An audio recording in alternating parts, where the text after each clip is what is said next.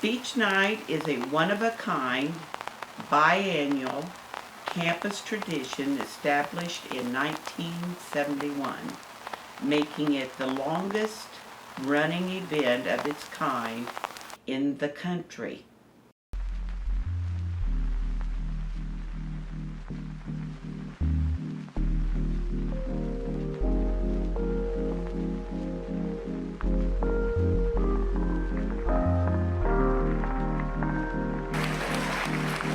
All right, so let's get started. You get a means of connection between people or places in particular. Public speaking is power. You say things in different ways, it means things, and it means different things to different people. But for us to be able to alleviate someone's misfortune, we have to first be able to listen to their problem. Acquiring the skill of speaking before a group of people may be one of the most important.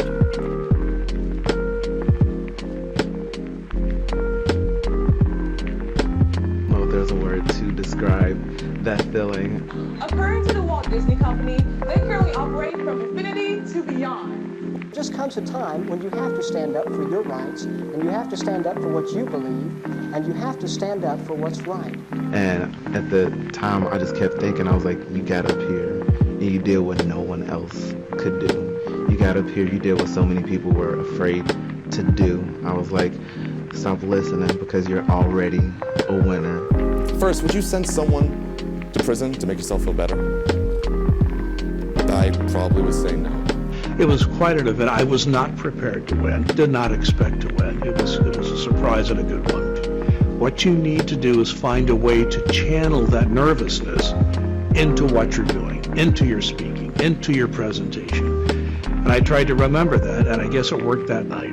I mean, I was one of maybe 7 people who were, honored to give a speech at this amazing event in front of so many people, but it's a lot of responsibility and it's a lot of stress. To bring this all to them, to make them feel like they're really a part of it.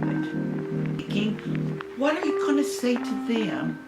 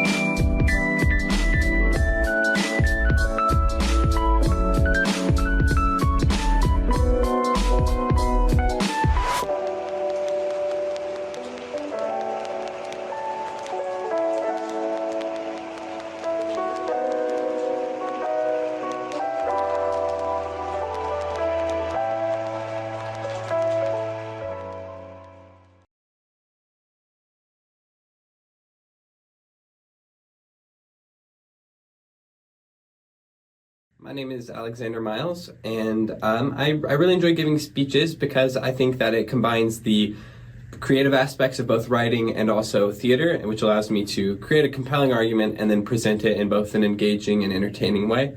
Hello, my name is Anna Bullock. What I like about giving speeches is the opportunity to get my point across in a clear and impactful way.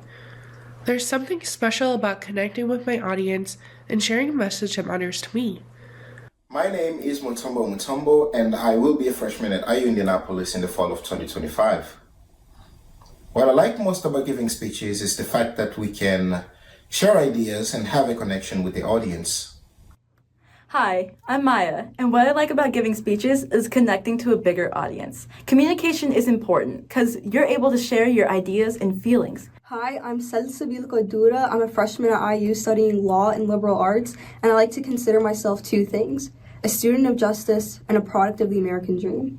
Now, something I like about giving speeches is the ability to connect with people. I think that words have the ability to heal, to mobilize, to influence, and I think giving speeches gives us the ability to connect with people, to share our ideas in a civil way, and to make positive changes in our communities. Hello everyone, my name is Dami Olufemi. I like giving speeches because it gives me an avenue to move or motivate people, whether it's by sharing my own personal experiences or advocating for a cause. Everyone, my name is Fancy, and what I like about giving speeches is truly the conversations aspect. Hey, I like to get to meet everybody, get to know everybody, and I think giving speeches is an art wise then. My name is Emma Adams. I'm a communications major, and I'm a supervisor in the Speakers Lab. One thing I've learned while helping people in the lab is that anyone can have a good speech if they find a topic that they're passionate about.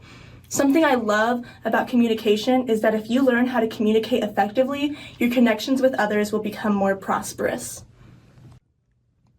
My name is Marissa Musa. I am studying nursing and I'm one of the lab supervisors. One thing I've learned about helping people in the lab is that it takes a lot of courage to come in and ask for help, but it's always for the better. And one thing I value about communication is this is how we build communities of people who know and love us for who we are. Welcome to the 107th IU Indianapolis Communication Studies Speech Contest. The first one under the name IU Indianapolis. My name is Alyssa Taylor. I am the student director of the Speakers Lab, and I am also the student director of tonight's event.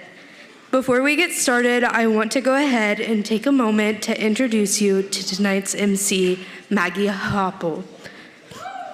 Maggie is a 106 speech contest winner. In addition, she's one of our Speakers Lab mentors. Let's give her a round of applause and welcome tonight's MC, Maggie Hoppel.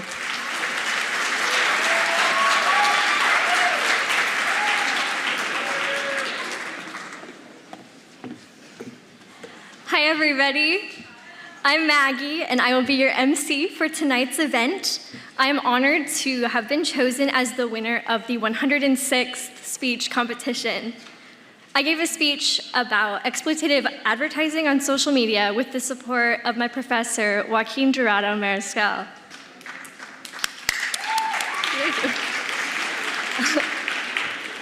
I'm so grateful for the opportunity to participate on that night and this one as well. Now, our representative for the Department of Communication is here to say a few words and then start us out with some stand-up.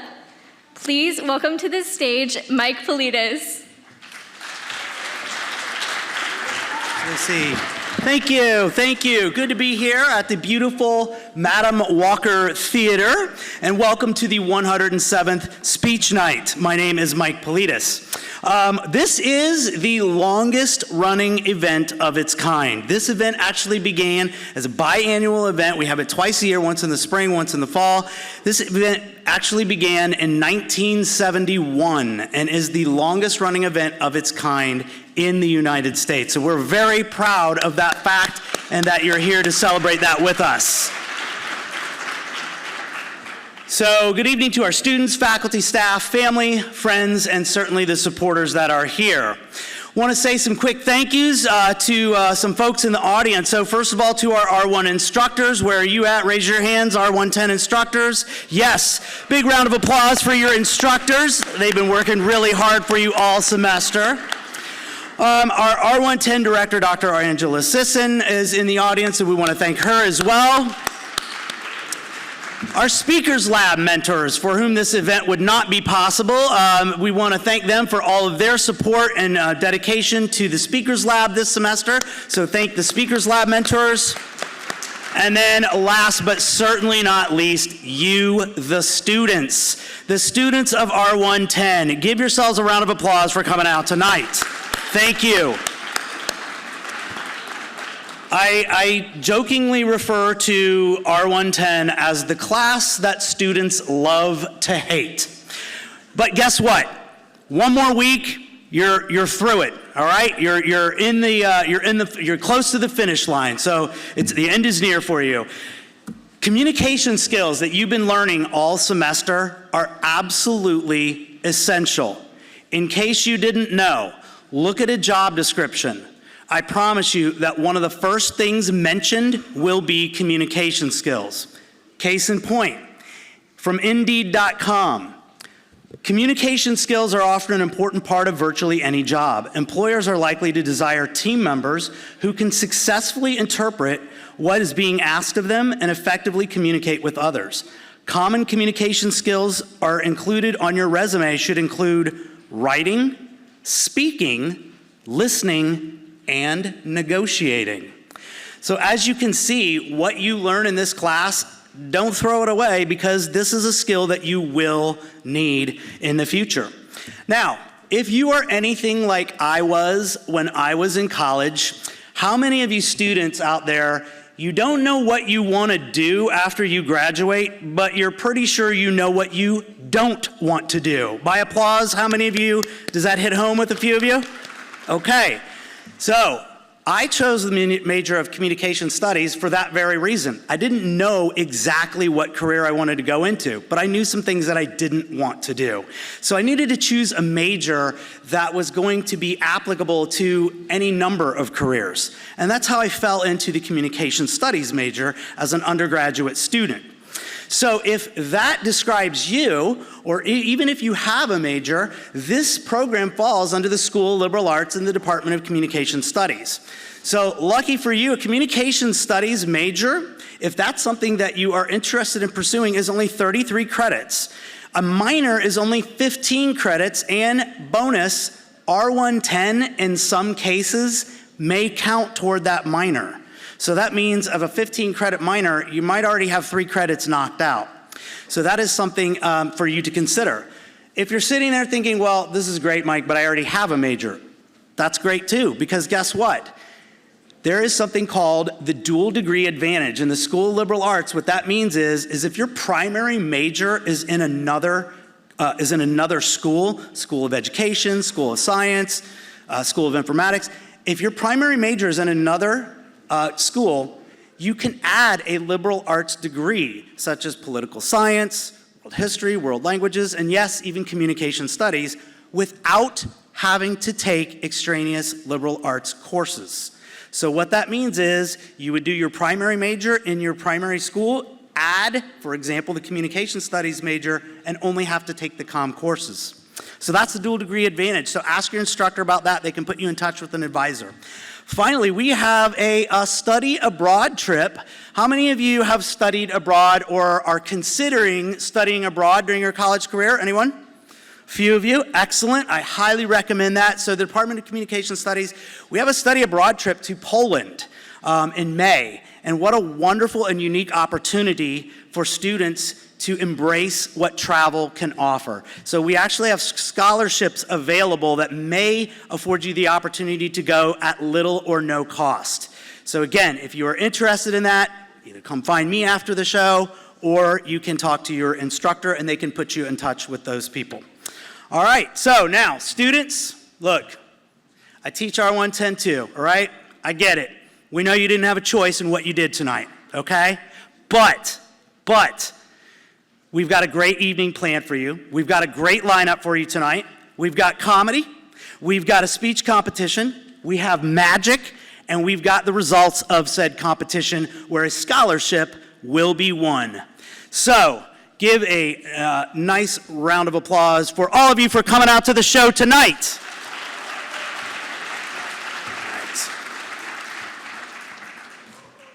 All right.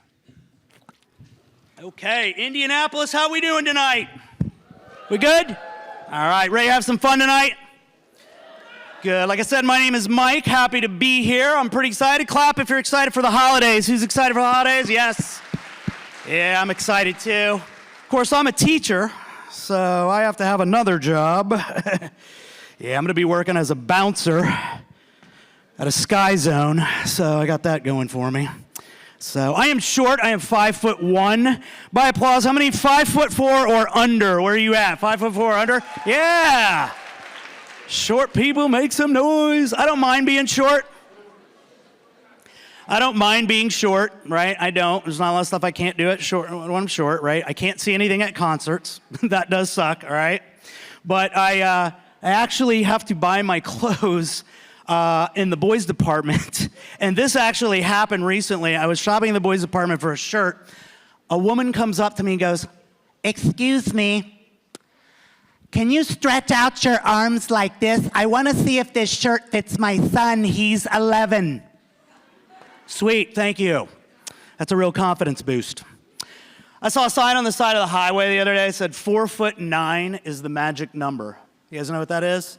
4'9"? Legally, if you are 4'9" or under, you gotta be in a car seat, okay? I know what you're thinking, right? Yeah, because that means legally, I am 4 inches shy of having to legally be in a car seat in the back with my kids, all right? So that's me. A lot of people find it amazing. I actually used to play college basketball. Yes, I played it on Nintendo and Xbox. Man, I was good too, I'll tell you. So, I was in marching band. Do we have any band people? Where are you at? Make some noise, band people. Yes? See, what did you play right here, like fifth row? What'd you play? Clarinet. What'd you play? The sound technician. Okay. All right. Yes. I played the cymbals. Yeah, I know, haha, right? I know what you guys are thinking, like the little monkey going like that. Yeah, hey, that suit gets hot, let me tell you, right? Yeah, that's like the lowest of all the band instruments, isn't it? It's like the band directors got together one day, they said, you know, we thought about it for a while, we decided that, how do we put this? You suck. So we're gonna ask you to bang these metal trash can lids together and look like a moron. That's what I did. Unless you had to carry the triangle. Anybody carry the triangle? How do you get jacked up for game day if you have to carry the freaking triangle? You know what I'm saying? Like all the other players are out there before the big game. They got their game faces on, all right? Trumpet players are out there practicing. Right? Drummers are out there practicing. Here's the triangle guy.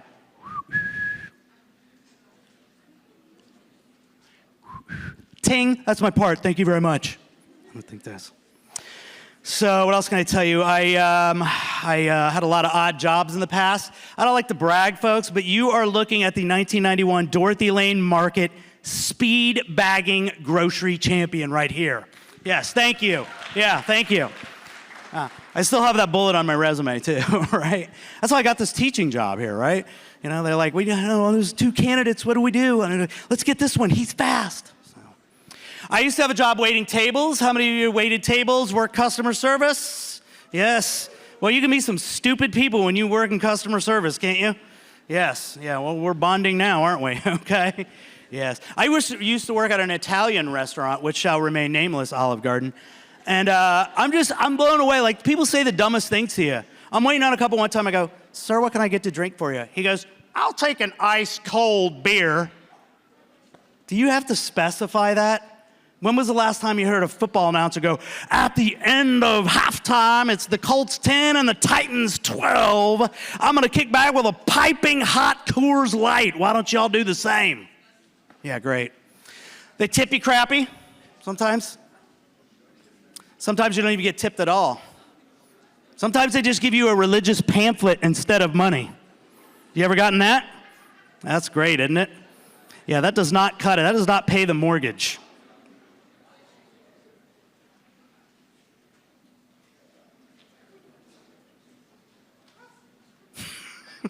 I just want to see how long it would take. So what else can I tell you? I remember one time I am a product of the Sunday school, all right? I have nothing problem with religion or church, but don't be tipping me out with a religious pamphlet instead of money, okay? Because nothing's worse than coming back to the table, there's no money, just a little pamphlet. What would Jesus do? Like, well, I'm pretty sure he would tip me, okay? Maybe leave me a loaf of bread too. I don't know.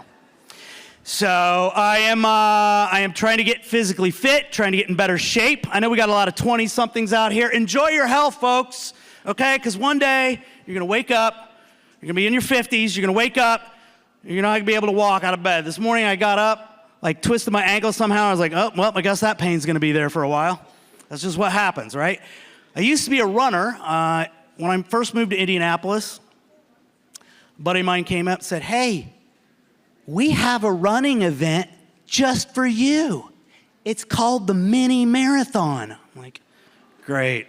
Okay. It's not like there's a wooden Snoopy at the starting line. You must be at least this tall to run this race. So I got a professional massage afterwards. That was nice. Yes. So for this woman was massaging me, right? And she sounded like she had smoked like 3 packs of non-filtered Camels a day too, right? She's massaging me and she's talking to me while she's massaging me, right? She's all, did you know that the human head weighs 12 to 15 pounds?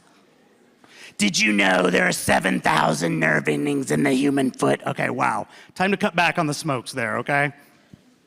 I like music. Where are my music fans out? Big music fans? Anybody? A few of you? What about classic rock? Who likes classic rock? Anybody? Yes. I love me some classic rock. Love me some classic rock. On the way in today, I was listening to Sirius XM. I was listening to Ozzy Speaks, Ozzy's Boneyard, right? The problem is, folks, Ozzy doesn't speak, okay? Ozzy, you cannot understand him. Ozzy, I need a translator, okay? I like AC/DC. That's one of my favorite bands, AC/DC. Went to a concert, AC/DC, about 15 years ago. My mom asked me what I was doing that weekend. I said, Mom, I'm going to see AC/DC. She goes, Michael, do you know what that stands for? That stands for Against Christ, Devil's Children. I'm like, Mom, I don't care if it stood for All Children Do Crack. I'm still going to go to the show, all right? God. How about Metallica? We have Metallica fans? Anybody? Yes? Love Metallica? Yeah. You always know you're listening to Metallica, by the way? You always know you're listening to Metallica because every phrase ends with, yeah. That's how you know, yeah. Right? The higher you walk, the further you fall. I'm like, wow, James, you need to dial it back a little bit, all right? Is that how he talks in real life? Is he like rolling into the drive-thru at McDonald's? Hi, welcome to McDonald's. How can I help you? Give me fries, I'm a buyer. Give me that which I desire. Ooh, yeah. Wow, James, I don't know. So, I have kids. Clap. Does anybody have kids? Anybody? A few of you? Yes. I like kids. I got kids. I'll never forget that moment where I became a dad. I'm feeding my kid. He's 2 months old. He's just slurping down the formula. I'm in the kitchen. He's slurping down the formula, right? I picked up the canister of formula. $22 for a canister of baby formula. $22, right? And he's just, I'm like, whoa, Todd, you ain't got to eat every day. Okay, wow. Yeah, next night I was cooking, wasn't paying attention. Knocked the canister of powdered baby formula all over the kitchen floor. Oh, you don't think that happened in slow motion? Yeah, right? $22. Like, I'm just cooking. Oh, no. Son of a gun. All right, it's all over the kitchen floor. I'm down on the floor, y'all, like a crack dealer with a razor blade going, oh, my God. My wife's not home. Maybe she won't notice, okay? No. What else? You guys think it's okay to spank kids? Is that okay? To spank kids? Is that okay? Okay, boy, we're bonding on that one. All right. Let's see. I told that joke a couple of weeks ago at a comedy club, and the guy in the back goes, yeah, get the extension cord. I'm like, wow, right? Dang, taking my jokes too far. So I found this out. You want to see kids get spanked? Go to Walmart, okay? Because that is where it's going down. These little kids, they want something, and the moms won't give it to them. Boy, the little kids got to turn on those sirens, don't they? Because they're like practicing in the aisle. They're like this. They're like this right here. Ma, can I have some? Ma, may I have some? Ma, can I have some? Ma, may I have some? Okay. Ma, how you doing? Good. Okay. Ma, I was just wondering, how's Dad?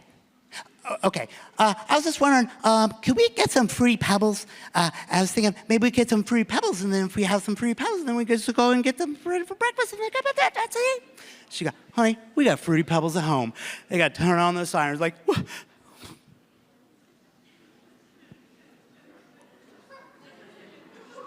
Why can't we have them, Ma? Why can't we have some Fruity Pebbles?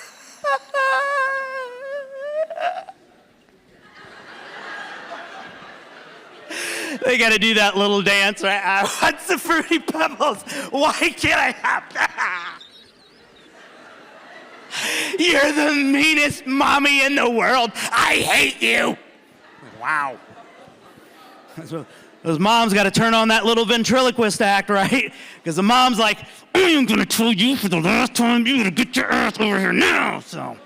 All right, well, you know what? I would love to stay out here and tell some more jokes and stuff, but guys, I got to get back to the workshop.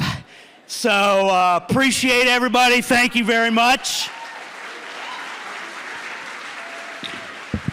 And we're going to bring Maggie out to introduce our speakers. Thank you, everybody.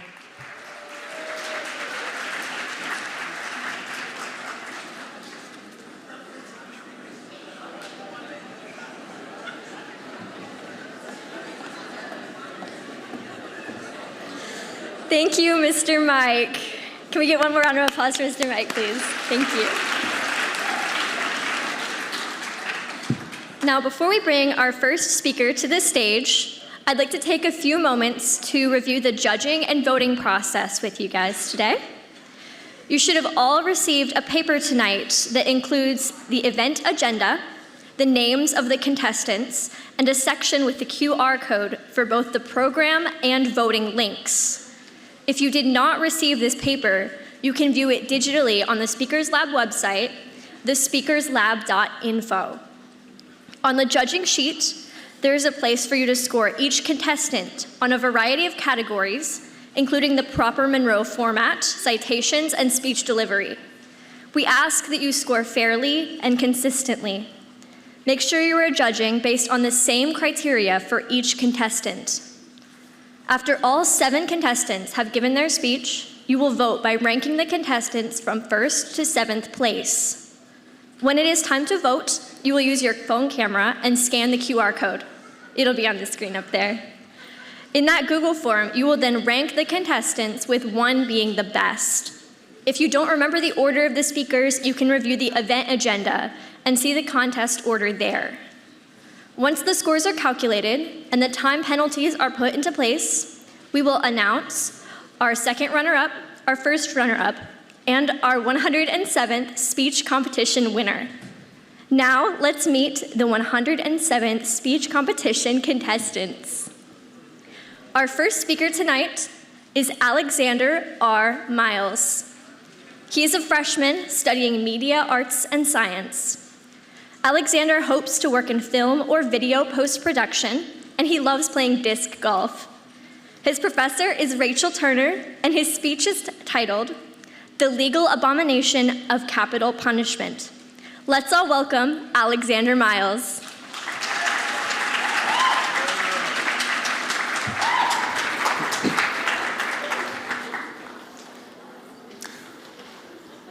I'm going to go out on a limb here and say that no one in this room has ever murdered anybody. Now, that may be a bold assumption, but we all would like to think that if anyone here unlawfully took the life of another human being, they would be caught and punished for what they'd done.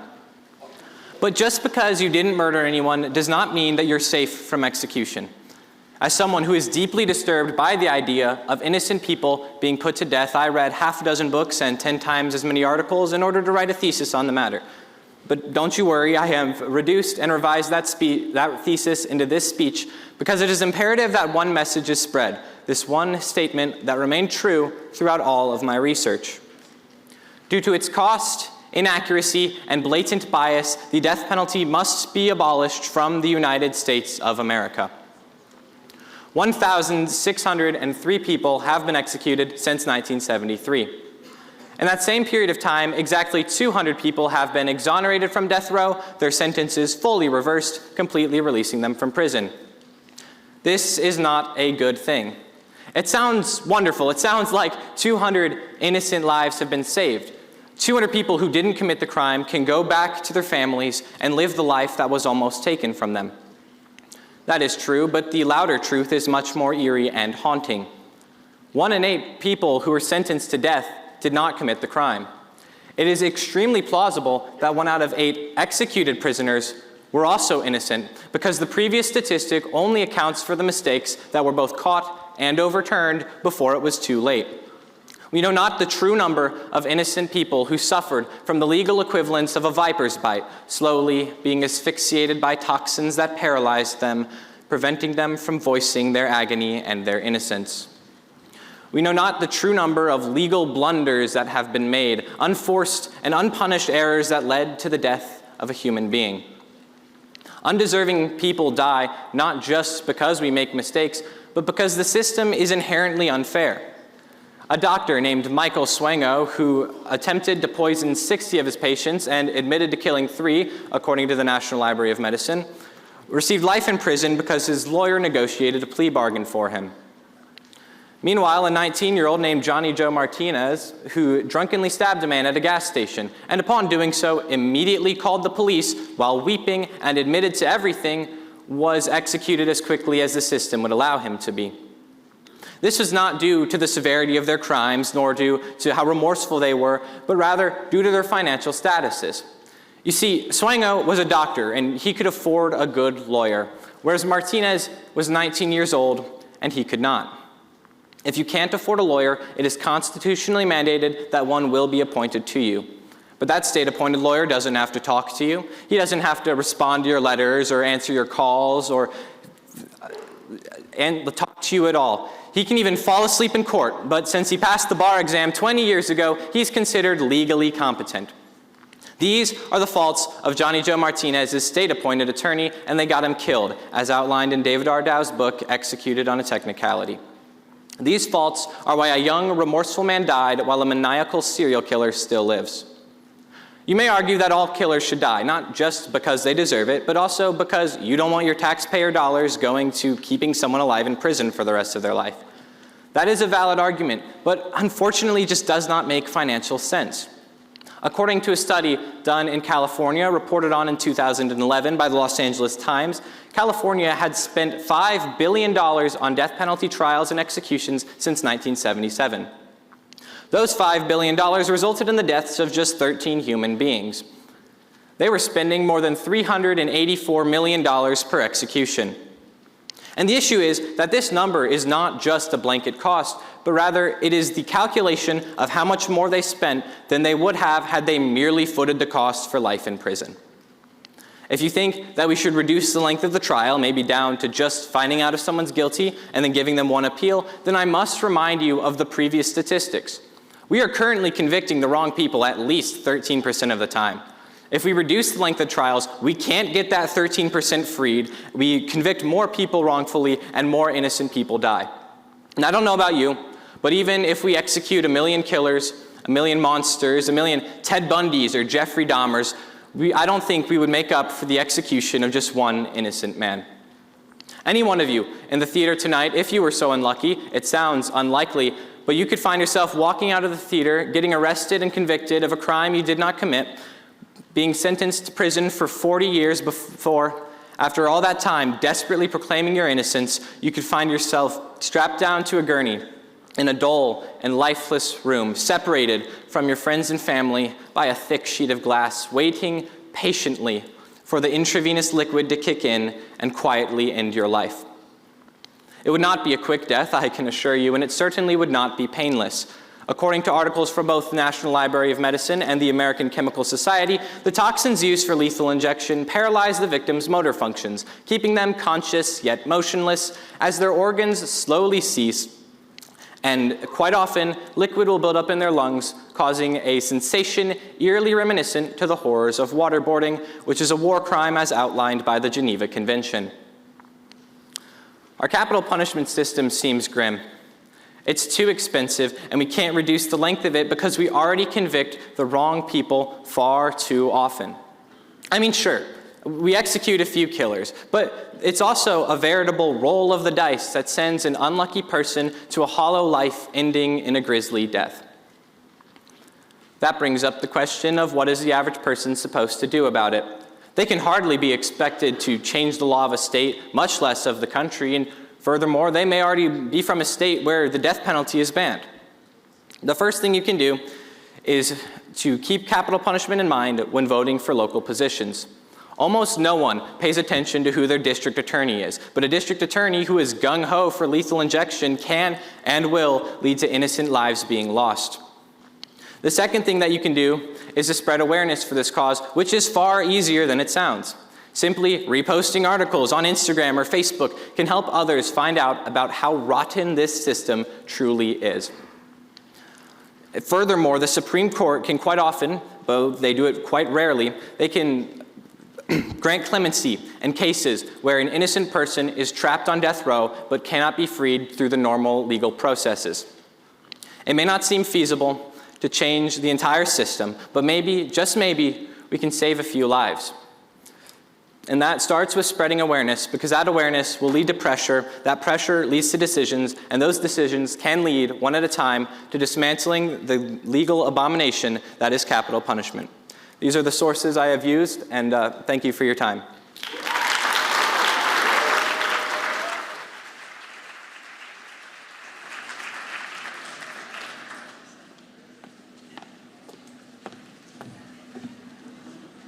Our next speaker is Anna Bullock. She is a sophomore majoring in early childhood education. After graduation, she hopes to become a kindergarten teacher. She enjoys sewing and crafting. Her professor is Scott Black, and her speech is titled, End the Pain.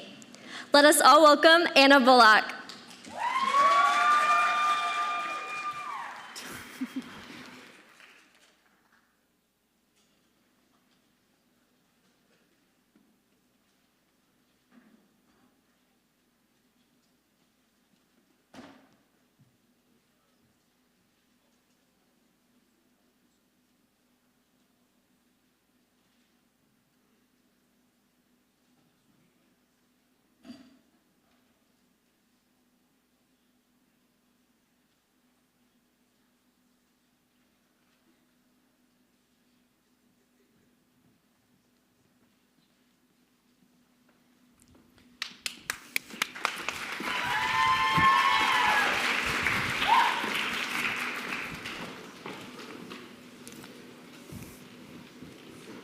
I was very young when I first noticed the problem.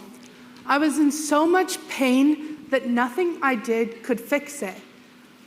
I went to my first OBGYN, and she told me that this was normal and maybe birth control could help. Still, the pain continued. I then went to my second doctor, and she took me a little more seriously. She gave me a blood test and an ultrasound, and after a few weeks, they told me I had a cyst on my ovary. But no big deal. It would go away on its own. Still, the pain continued.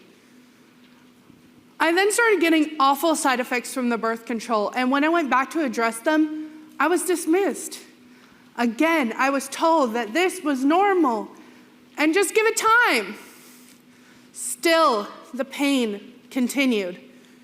This turned into a handful of ER visits, trying multiple different types of birth control, getting new doctors, and even being told there was no way I was in that much pain. Still, the pain continued without any help or answers in sight. Unfortunately, my story is not an uncommon one. Many women experience the effects of the understudied subject of the female body. And this isn't just a female issue, as everyone has a mother, a sister, a daughter, an aunt, a grandmother, a friend, a partner, or even a wife who they don't want to see suffer. My experience with this problem has caused years of frustration and even doubting my own self-worth. Today, I want to persuade you that the gender healthcare gap is a terrible problem in today's society.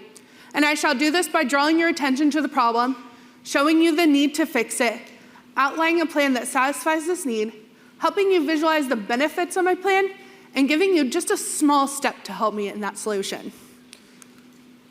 Dr. Angela Anderson posted her story on Instagram about how several urgent cares dismissed her. Luckily, she was able to find someone that took her seriously, but had to be hospitalized with a pulmonary embolism. Still, the pain continues. We need to fix this problem before it's too late. Dr. Irving Zucker, a professor at the University of California, found that women are 2 times more likely to experience adverse side effects from drugs due to the lack of testing done on females. The medical doctor Value Prevention, which has a national network of over 1,100 primary care physicians and over 350,000 patients, found that 1 in 3 women felt rushed during an appointment, says their concerns weren't taken seriously, and wished their doctor spent more time on women-specific issues. Alexandria Sininsky, a pharmacoepidemiologist, found that in medical studies, only 40% are representative of women. And that includes the medical studies that the majority of the affected are female. Dr. Esther H. Chen, an emergency care doctor in California, found that women who came into the ER with severe stomach pain had to wait almost 33% longer than men with the exact same symptoms. Another study done by Dr. Chen found that women were less likely to receive pain medicine than men. And if they did get it prescribed, they would have to wait longer for it. Ablina Sabrina is a YouTuber who almost died due to protocols not being followed during a pregnancy. An ectopic pregnancy is a pregnancy that starts outside the womb. And unfortunately for Belina's case, hers started in her fallopian tube, causing it to burst and her internally bleed. Still, the pain continues. I have devised a plan to satisfy this need. Be informed about your health. Dr. Summer V. Allen, who won the Top Performing Patient Experience Award at the Mayo Clinic, says it's your right to know about your health. And don't be afraid to ask any questions. Be encouraging. Sarah Berg, who has a master's degree in health communication, says that we need to encourage researchers to use more female participants in medical studies. Be educated on the fact there are differences between male and female physiologically. You can find free videos on this very topic on the Office of Research on Women's Health, who's been supporting women in research for over 30 years. Sarah Peterson, who is an actress on Pretty Little Liars, had to see over 15 gynecologists before her diagnosis of PCOS or polycystic ovarian syndrome.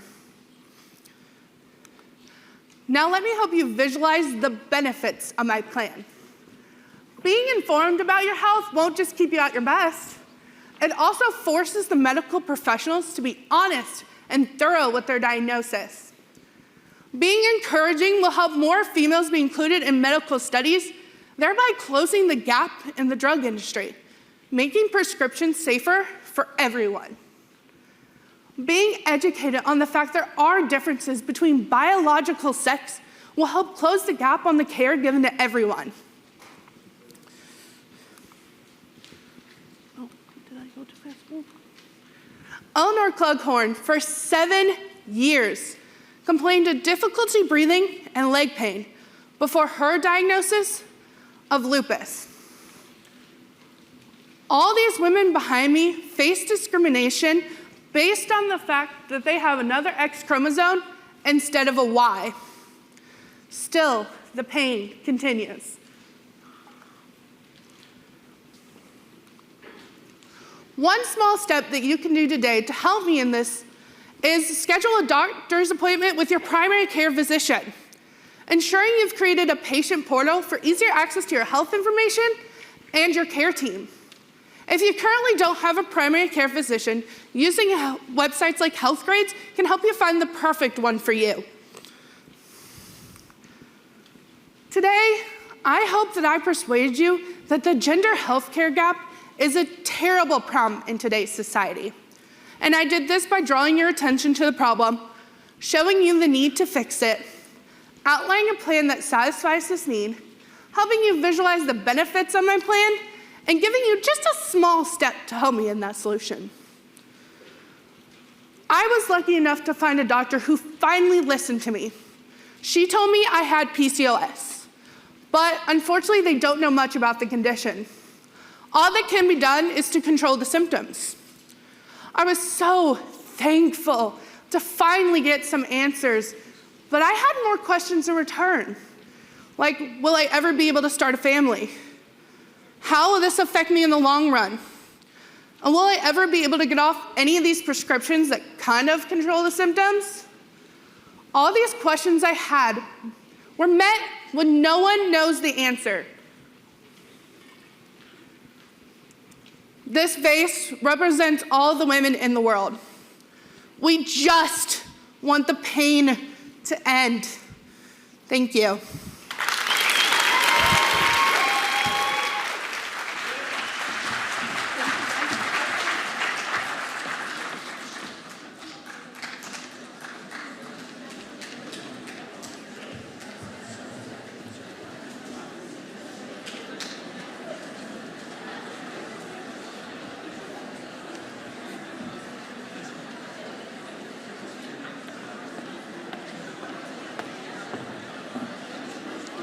Our third speaker is Mutombo Mutombo. He will be a freshman next fall. Mutombo enjoys jazz music and is a portrait artist. His professor is Ernest Agorde, and his speech is titled AI and the Future of Work. Let's all welcome Mutombo Mutombo.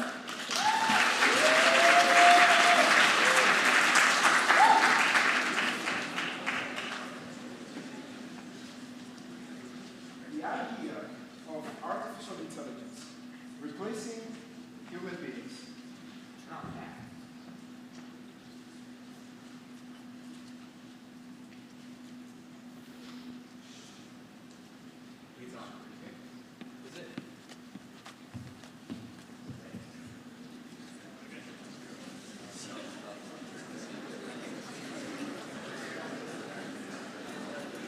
Be on. It is not. Go on. It should be on. It should be on. Okay. Yep. Okay. Let's try that again. The idea of artificial intelligence replacing human beings has largely been possible in fictional stories. Recent developments in AI technology, however, is bridging the gap between the fiction and reality. Just imagine this. You go to college, you get your degree, and you're finally ready to make something of your life, only to realize that your job skills are useless. Why? Well, because the job market has shifted as a consequence of artificial intelligence. This scenario is not very far from reality. According to the Pew Research Center, 27% of workers with a college degree or higher are twice as likely to be affected by artificial intelligence. This means that you, me, and all our peers could be unlucky enough to fall in this statistic. I recognize that I am affected, which is why I've gone ahead and done the research on the effects of artificial intelligence and the future of work. With that in mind, I'll talk about the problem of AI job replacement. I'll propose a policy solution, as well as what we can all do to have a better outcome. Although artificial intelligence is replacing some jobs, experts agree that it will also create new jobs. The problem is, these newly created jobs are mainly STEM jobs that require college degrees and expertise. As you can imagine, this puts workers at a disadvantage, because if they are being replaced, they now have to go back to school, pay again to get the skills they need so they can make the job transitions. According to the McKinsey Global Institute, the required job transitions in the United States alone could reach up to 12 million. This is a huge number, and if we do not have a solution, it will result in massive unemployment. The problem gets even worse. Let's say you have a great career, and you think it's AI-proof. Well, that's not the case anymore, because according to the Harvard Business Review, the average half-life of most job skills is now less than 5 years. This means that even if you do manage to go back to school, or even if you are in the STEM fields, the skills that you earn will be irrelevant in less than 10 years. How many of you would like to go back to school after 10 years? Right. And let's not forget, there are people out there some of you might be in the audience, who work low-income jobs and cannot afford to go back to school to get the skills that you need. What will happen to you? What happens to me? How do we make sure that we are all taken care of? Well, this is where my policy comes in. See, I am proposing a policy that requires companies to retrain their employees to take up new positions within the company before replacing them with artificial intelligence. For example, let's say a company is planning to replace 2% of its workforce with artificial intelligence. Because the AI is coming in, right, the company might also want to expand its AI and management departments. The employees who are being replaced can then be trained to take up these new jobs instead of just being replaced and fired. So this is the main solution. So let us look at the benefits when the solution is implemented. Well, first, there is no cost to the employees because the company is taking the financial burden of retraining. Second, there is better job opportunity and there's better job security for the employees. And we all know that better job opportunities is good for the economy. So it's not just a win for the companies, it's not just a win for the employees, but it's also a win for the companies because they will be benefiting from a functional economy. To properly visualize the success of this policy, we can look at Amazon's Machine Learning University, which according to the Harvard Business Review, has allowed millions of Amazon employees with little to no experience in the field of machine learning to become experts. This is why I believe this policy will be successful, because we have real-world examples as well as success stories. So now that we have a solution, as well as we know what it's going to look like, it's time for action. Well, we have to understand, though, that bureaucracies is slow. Policies take time, but we can all have a hand in speeding up the process by taking some action. Here is a QR code that you can scan that will take you to a petition that is addressed to Congress, and the aim of this petition is to protect workers against the abuses of artificial intelligence in the workplace. This is the kind of action we need to take. Some other things we can do on a personal level is to be as proactive as possible, because your future depends on it. The first thing you can do is to go out and research as much as you can about artificial intelligence and how it affects your specific job field. You can start by going to the US Bureau of Labor Statistics, where you can look at career projections as well as the risk of automation. Another thing we can do, which applies to education, is to improve our communication skills. Because to be better able to communicate with artificial intelligence and get what we need, we have to understand human communication. This is a skill that will continue to rise in demand as the future progresses. Now, artificial intelligence is here to stay. So we might as well embrace it. If we can't do anything to change it, we might as well adopt it and use it to our own benefits. In the words of AI expert Andrew Ng, those who refuse to use artificial intelligence will be replaced by those who actually choose to use artificial intelligence. So choose wisely. Thank you.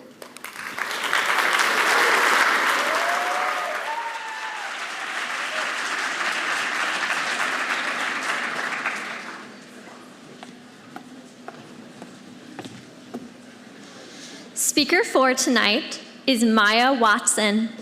She is a freshman and a nursing major. She enjoys doing embroidery and volunteering at food banks. She hopes to be a pediatric nurse post-graduation. Her professor is Vincent Fela.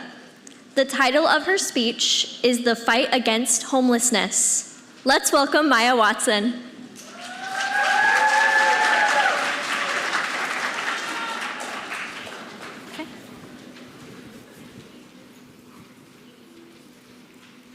Jory and his cousin were cutting up and throwing snowballs across the street. It was January of 2008, and the city was experiencing the coldest winter on record. Jory packed a tight one and let it fly across Arthur Avenue, hitting a car's windshield. The man, angry, got out of the car and chased Jory and his cousin back to the apartment.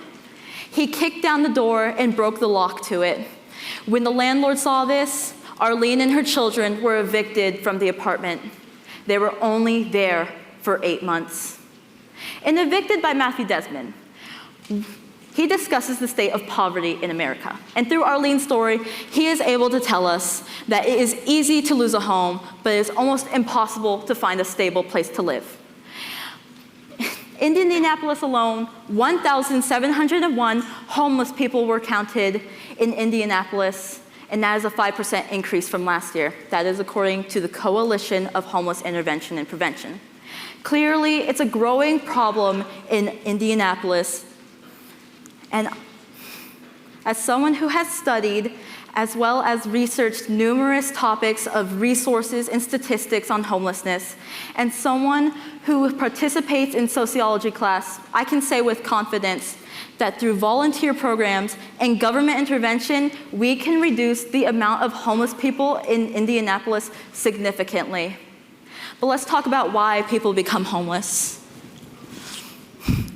Through chronic addiction, chronic conditions, as well as economic instability, we can see that people become homeless. Disabilities are found prevalently in shelters.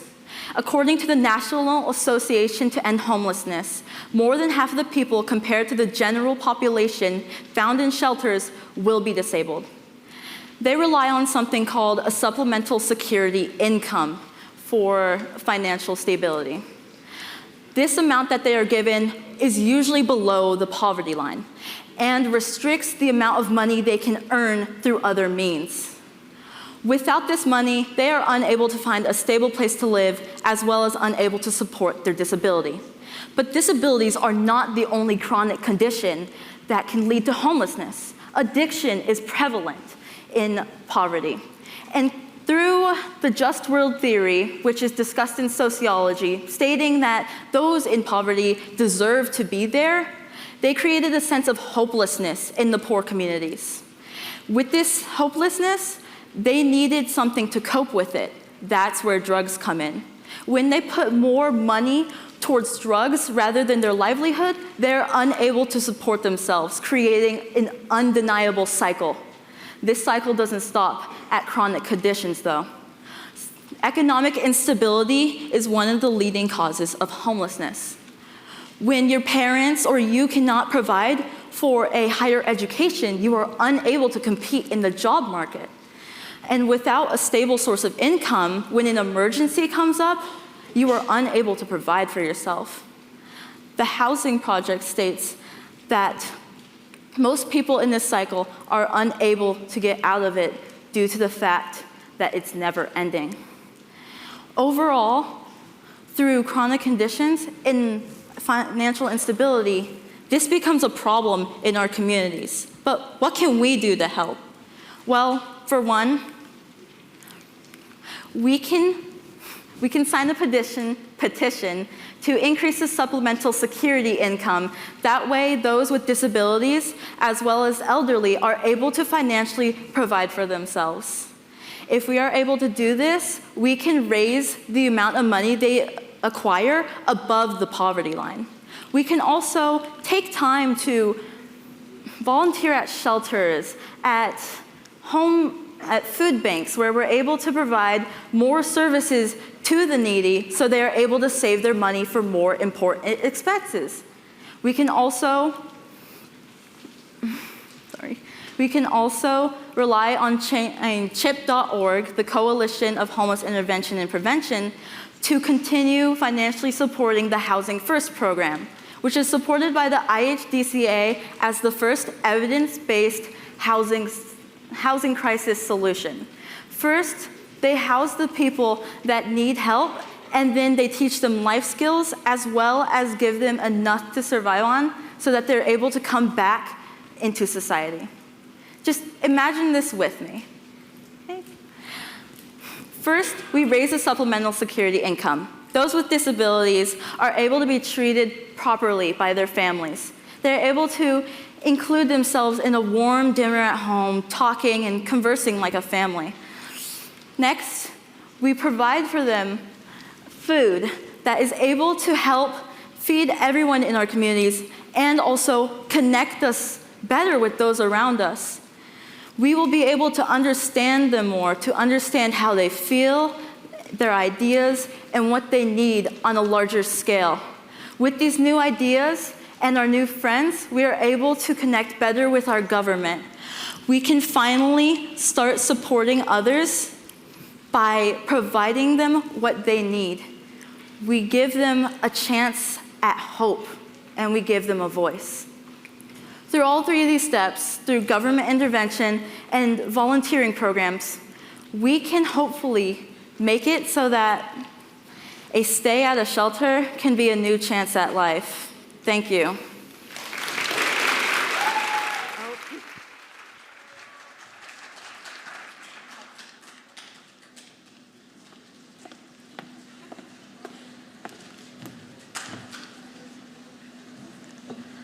Our fifth speaker tonight is Salsabil Kudora.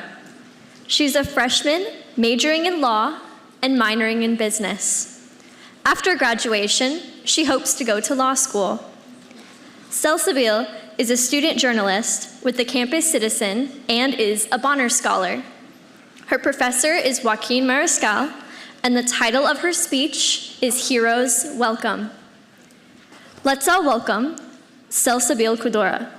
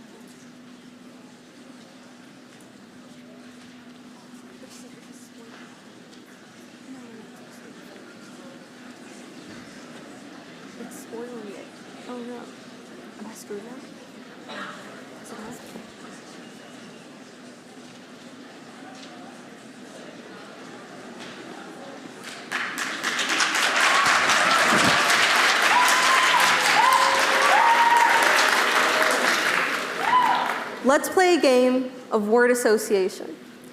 I'll say a word and you can visualize the first image that comes to mind. Let's begin. Flowers. You got it? How about stars?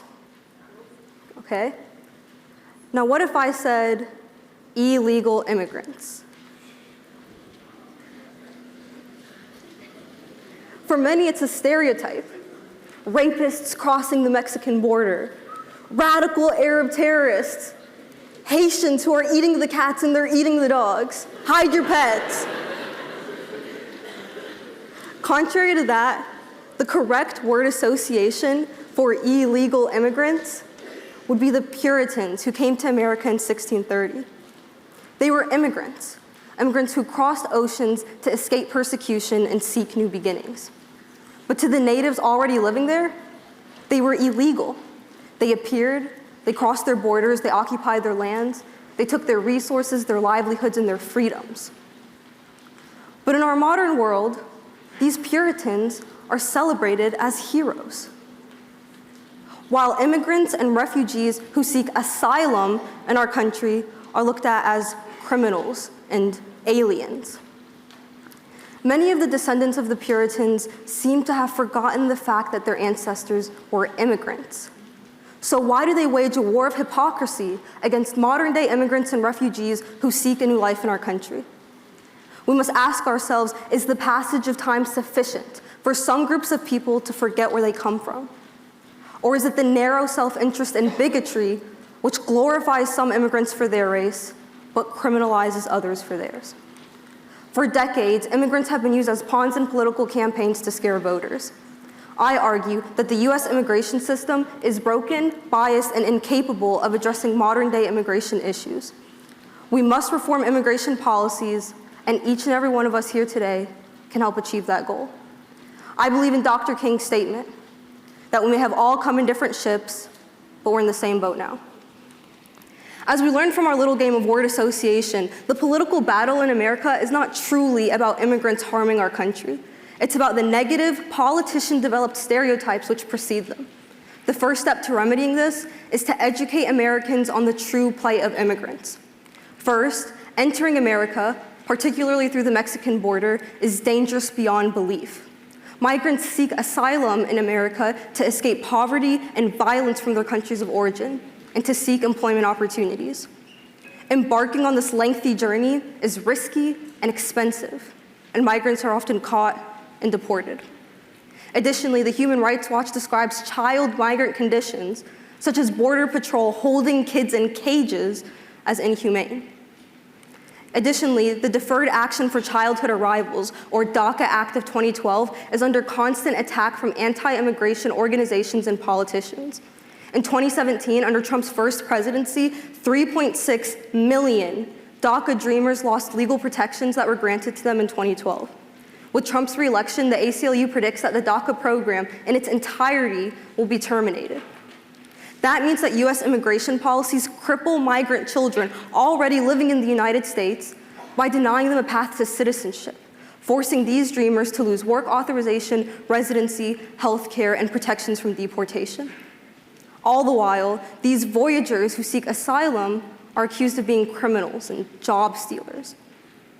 With a problem like this, what could the solution even be?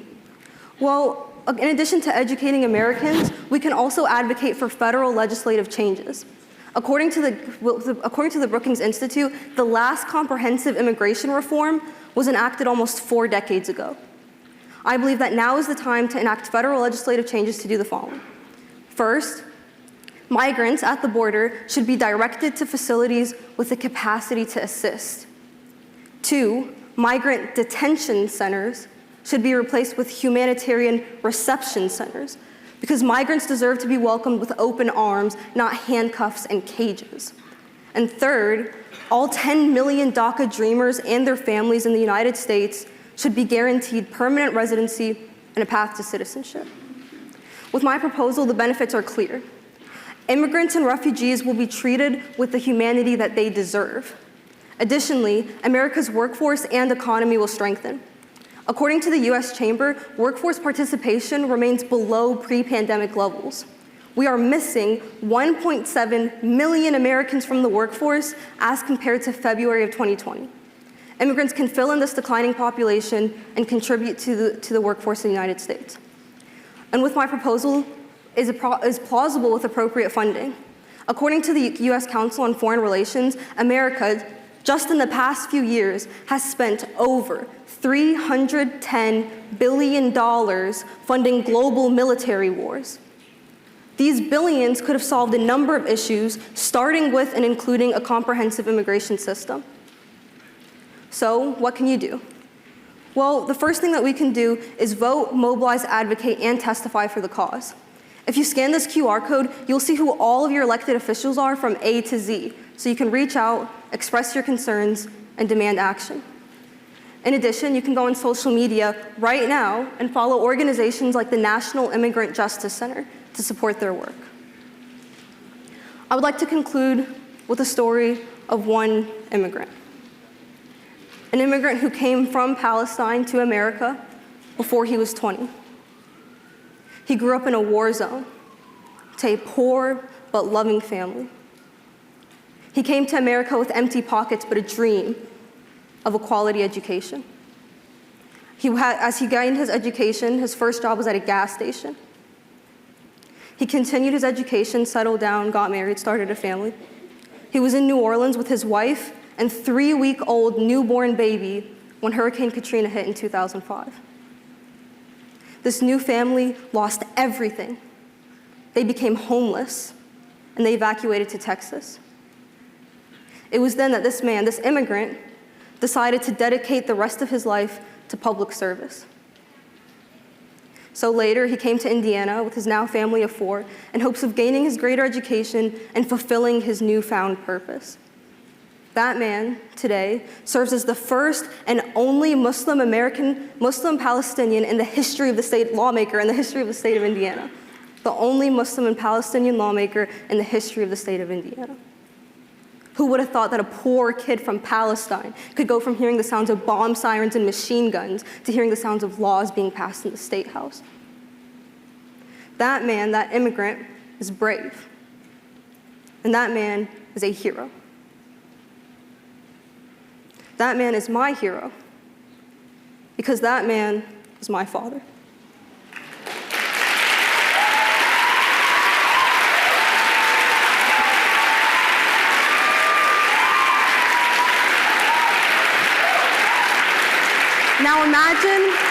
Now imagine how many heroes we can create if we give immigrants the chance to succeed.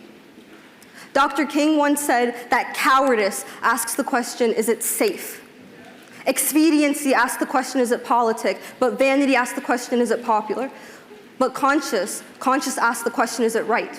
Let's welcome heroes from across the United States and across the world to be heroes in America. Thank you. My ending.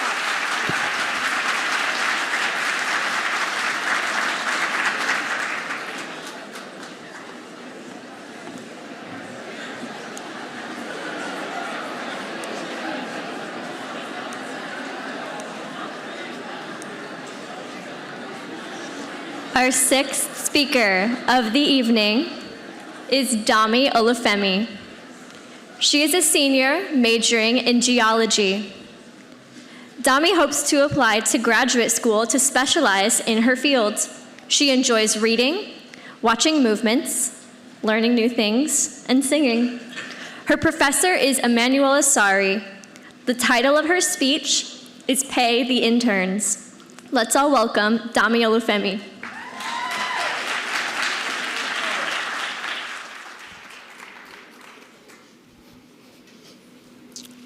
Let me ask you all a question. Who here would love the opportunity to intern at the company of their dreams while juggling classes, a job, and other personal responsibilities, only to take home a whopping $0? Nobody? I don't see any hands. Okay. Well, the reality is that many of you here at some point will experience the burden of an unpaid internship, especially one that's a degree requirement. You see, according to the National Association of Colleges and Internships, 47% of internships in the United States were unpaid. As a child of a master's student who balances unpaid internship with late night shifts, I have witnessed firsthand how much stress an unpaid internship causes. Looking ahead, I know that I will not be able to afford an unpaid internship either. And that is why I'm here today, to advocate for fair compensation for every student here. Unpaid internships perpetuate socioeconomic and academic inequality, and it is time for us to demand that the state and the university require companies to pay interns. For many students, internships are a compulsory part of their degree. For others, it's a stepping stone to the career of their dreams. Imagine Tony, a hard-working college student who was forced to turn down an offer for his dream role after learning that it was unpaid, simply because he cannot afford to work for free while paying for rent, paying off student loans, and other essentials. Without pay, students like Tony are left choosing between these essential experiences and fending for themselves. My mother is a Master of Social Work student who must complete an unpaid practicum for her degree while being the primary provider of a household of 6 people and also working late night shifts. You can imagine how hard that must be for her. But unfortunately, she has no other option. I'm sure many of you here will agree with me that many students would love to intern. They provide real-life experiences, and employers also look out for these experiences when hiring. According to a survey published in Science Direct, university graduates with internship experience are more likely to be invited for a job interview compared to those without experience.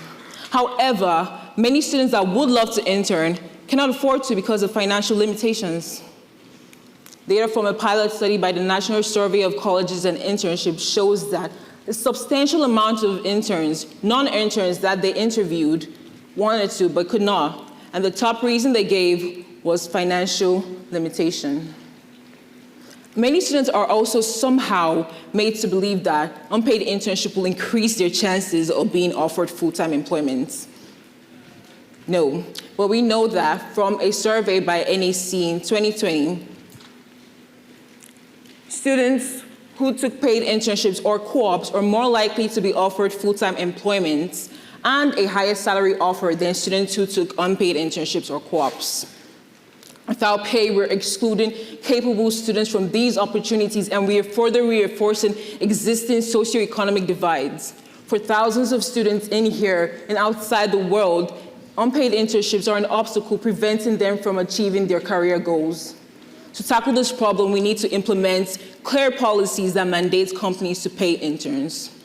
By implementing these policies within our school, across Indiana, and eventually nationwide, we can establish a clear and equitable pathway for every student here.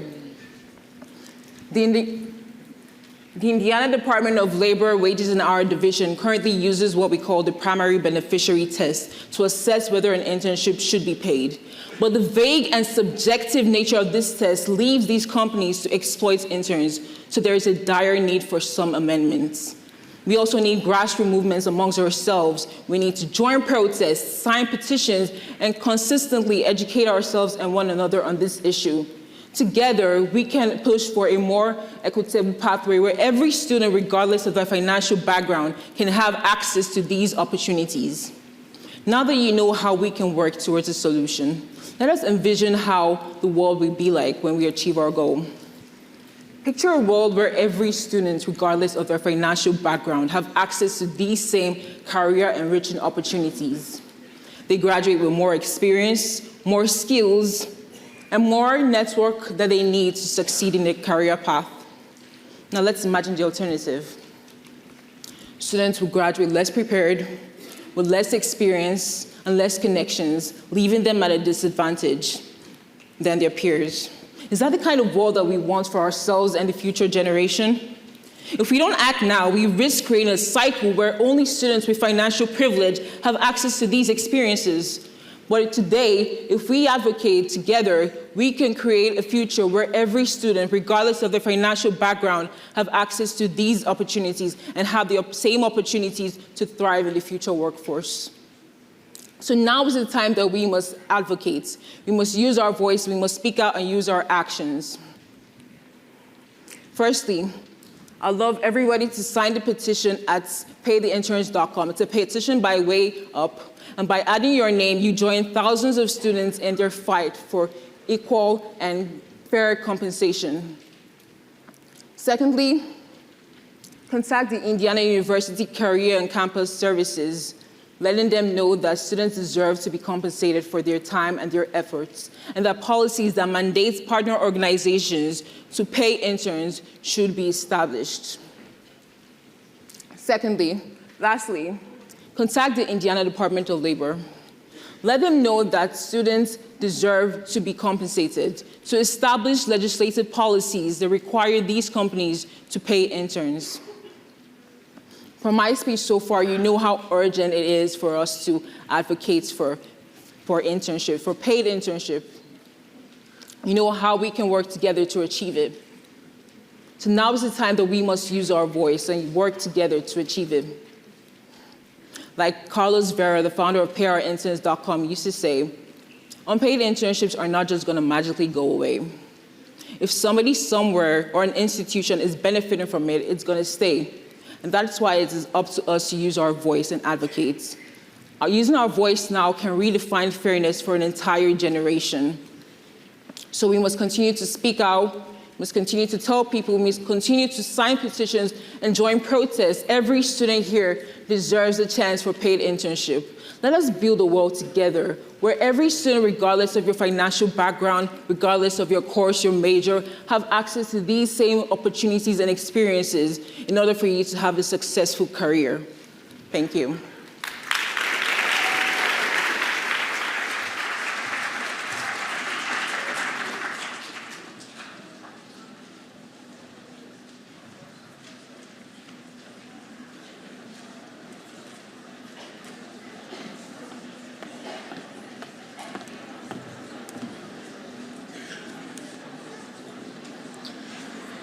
Our final speaker of the night is Van Swing Tial Lung Tum. She's a freshman majoring in management and marketing. She wants to pursue a master's and enter the commercial housing industry. She enjoys playing the violin and spending time with her cat. Her professor is Mimi Wilson, and the title of her speech is How Brain Dead Are You? Let's all welcome Van Swing Tial Lung Tum.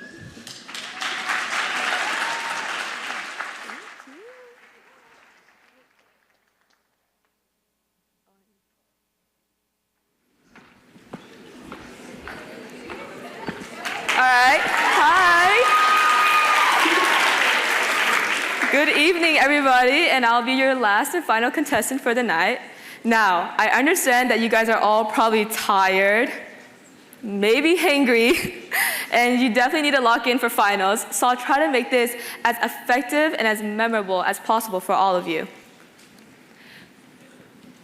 Oh my gosh, okay.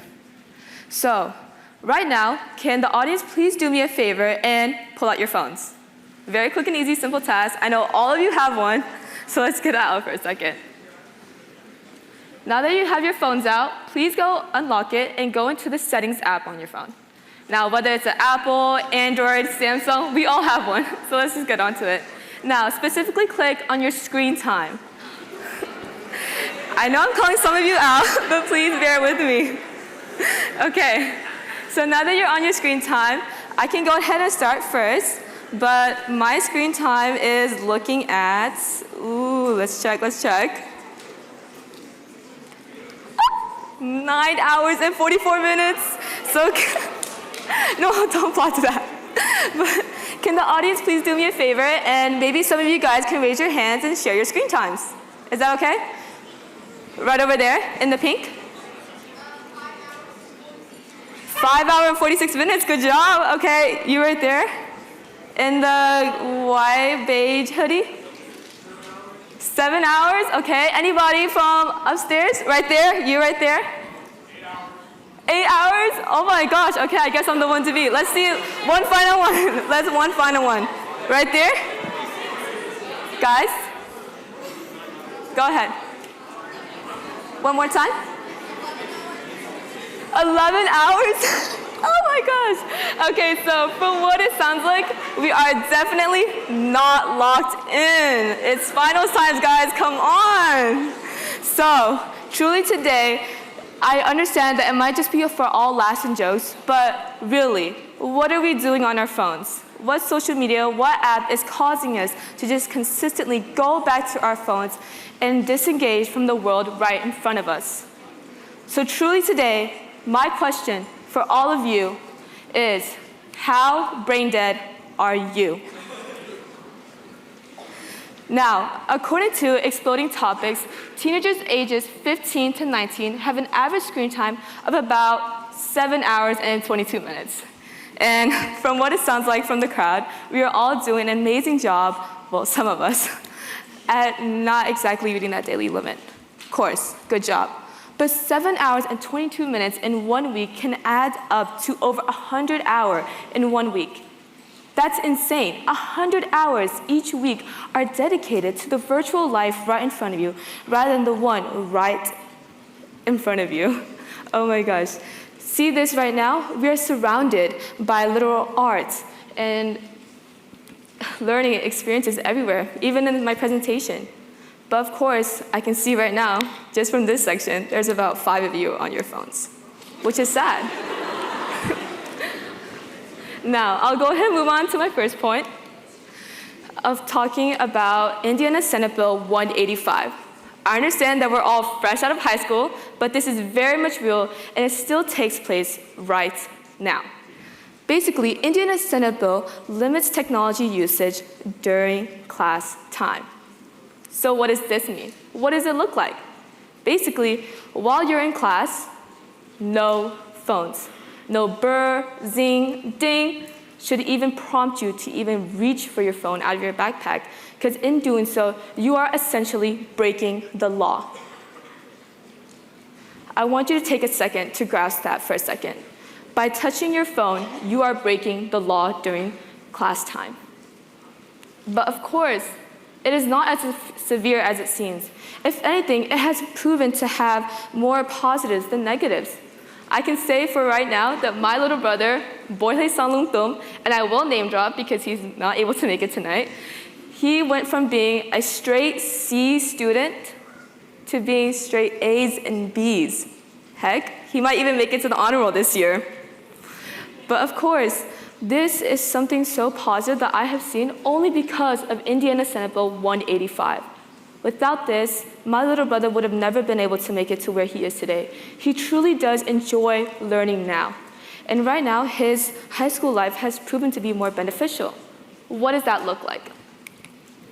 So, in Beech Grove High School, a survey was conducted after by National Public Radio, which showed a lot of positive benefits. For one of them, there was less drama reported by students. I mean, can you believe it? What's high school without drama? I felt like every single second I was in there was always, oh my gosh, Catherine said this, or oh my gosh, Megan wants to fight somebody. Like, what? What is going on?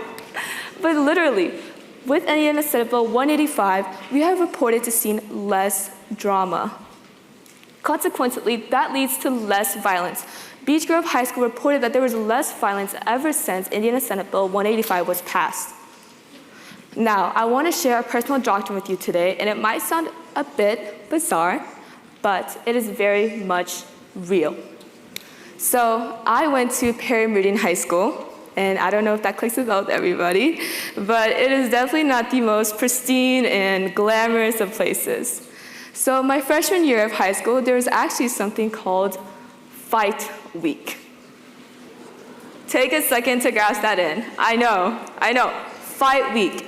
It was right before homecoming, and during this time, literally there was an Instagram account dedicated where people would post the locations, times, and reasons as to why different fights were happening. Isn't that insane? High school is supposed to allow students to explore their interests and get to really engage into true learning for the first time. But instead, it was turned into a hub of violence and drama and just disgustingness everywhere. But this should not be the case. High school should prompt us to really explore ourselves, to truly get to learn ourselves and get to learn our professors, teachers, etc. However, my high school was turned into a breeding ground for criminals and everything else above. That is why, of course, because of this, more interaction was reported between students and teachers. This is our ideal. We should have a loving and caring relationship between our teachers, even though the ones that don't really care if we do well or good. But of course, this is what needs to happen. Now, what exactly are the unhealthy effects of social media? Access reports that social media can lead to blurring the lines between the virtual and real worlds right in front of you. We can see this now through Meta AI's new virtual reality goggles. Have you guys heard of those? Yep, they look pretty nice, to be honest. I mean, have you ever heard about having the gym right at home just by putting on a set of goggles? That's insane. But yes, it's so real. I can say right now that doing this leads to smartphone addiction. We are so encased by whatever is in front of our screen right now that we are not even looking at the person presenting right in front of us. The dangers of technology can also rely online more than just excessive screen times. Now, who else, by show of hands, in this room has heard of the website Omegle? I think I'm pronouncing it right. Oh my gosh, that's an overwhelming amount. Okay. So another personal doctrine of mine is that when I was 10 years old, I finally got to log onto the website Omegle. Does everybody kind of understand what went on? Yeah. So at 10 years old, I was very first introduced to what a male genital part looked like. Oh my gosh, I know. But it's very much real. There are not enough of securities or protections around these to prevent kids from just going onto these websites and being exposed to all these explicit images. Literally 10 years old. This is why we need to act now. I encourage for government involvement in doing so. The government will act as an authoritative figure to restrict technology usage. Now, this can be done in two ways. For one, we can pass legislation in all states. Right now, the legislation has been passed in Indiana, and personally, and other schools would say so, we have seen so many good benefits. But this can be the case in many other states. Another thing is that social media needs to have an ID verification check. So this way, no 10-year-olds can log onto an Omegle website, or no little kids can go onto Instagram and maybe one day be caught by a predator. I know this sounds bizarre, but the positives far outweigh the negatives. So what can you do? We are talking about saving lives. What can you do? Save lives. Eventually, before you know it, your phone that you're on right now can cause you to become brain dead. Biomed Central states that technology is the leading cause of death between adolescents ages 15 to 19. The screen that you have right in front of you can eventually cause you to literally die. And I want you to take a second and grasp that. How insane have we come to? So what can you do? Of course, encourage government involvement. That's what this is all about, is it not? You can literally start right now, pull out your phones if you want, and start with Apple screen time limiting. I have personally done this myself, and sometimes I do fail here and there, but you know what? Sometimes when I have to log in, it definitely does work miracles. My screen time goes down to about 4 to 5 hours each day, which is what some of you guys have right now. But then, of course, you can always contact your senators, contact your legislators, anybody who can reach out and do the actions that we need them to do. Because right now, we are not just simply talking about, oh my gosh, I was on Instagram too much today, or how many posts did my likes get? No, we are literally talking about saving lives. So truly, my question for all of you here today is, how brain dead are you? Thank you.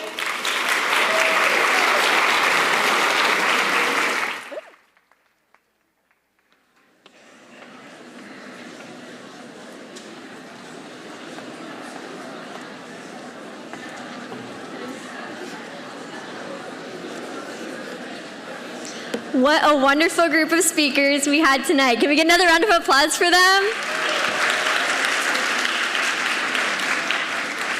As we begin the voting portion of our speech contest tonight, we remind you all to rank all contestants 1 to 7 and use the QR code that is in your event agenda sheet. And maybe on the screen, if I can get this slide up, we'll see. Maybe?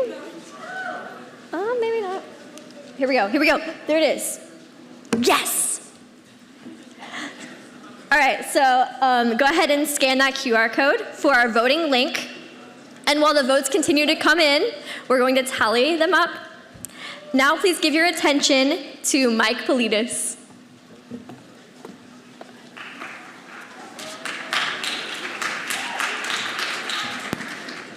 Okay, folks, our featured entertainment tonight, your performer. You may have seen him on the CW Network's Penn and Teller Fool Us. His 2 performances on that show, folks, garnered a 10 million views on YouTube. Ladies and gentlemen, put your hands together for Caleb Wiles. Thank you so much. How are you guys doing this evening? My name is Caleb. I got a chance to meet some of you earlier, and I know that you guys have more energy than that. So I tell you what, we are filming this, actually, to get some footage. I'm going to go off stage, and we're going to try that entrance again. And the people I met, you're my cheering sections. I need you to go crazy, okay? We're going to reset. We're going to come out with some energy. Are you ready for this? Let's do it. All right. Ladies and gentlemen, put your hands together for Caleb Walls. Awesome. Wow. Thank you for that. I am so excited to be here. I got a chance to meet many of you before the show began out in the lobby and here in the theater, and I got a chance to sort of see how you think. So I actually have a prediction about the decisions you're about to make. To make this as random as possible, though, I have a little Mario mushroom stuffed animal. I'm going to toss this into the crowd. If it comes towards you, please try to catch it. Don't bat it away. And you do not need to come up on stage. You're just going to stand right where you are. Okay? Does that make sense? On the count of 3, everybody look this way to make sure you don't get pinged in the face. Ready? 1, 2, 3. I'm not an athlete, so I probably didn't make it far. Okay, we got somebody. Would you just stand right where you're at? Ooh, she grew. The mushroom worked. That's good. What's your name? Katie? Katie, in a deck of cards, there are high cards and there are low cards. Katie, when I snap my fingers, I want you to say high or low. High. Katie, just as I predicted. Thank you very much. Okay, well, golf clap, that's good. Katie, would you toss that Mario mushroom to someone else in the crowd? If it comes your way, you're going to make the next decision. Okay, it's hard to see with the lights. Please stand up if you caught the Mario mushroom, and you'll have to shout, you're far back there. What's your name? Mia. Mia, Katie wanted the high card. So we're going to call that, Mia, the 10, Jack, Queen, and King. When I snap my fingers, Mia, I want you to shout out 10, Jack, Queen, or King. Queen. That's amazing. Mia, earlier today I put a word inside this envelope. Yes or no? Do you have any idea what the word is? No? Just as I predicted, no. You nailed it, Mia.